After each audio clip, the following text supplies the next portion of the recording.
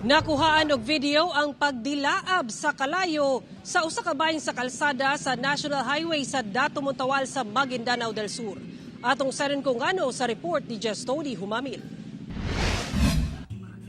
Sa tunga-tunga nining National Highway sa Barangay Pagagawan, Dato Montawal, Maguindanao del Sur, dakong kalayo ang miulbo sa kalsada.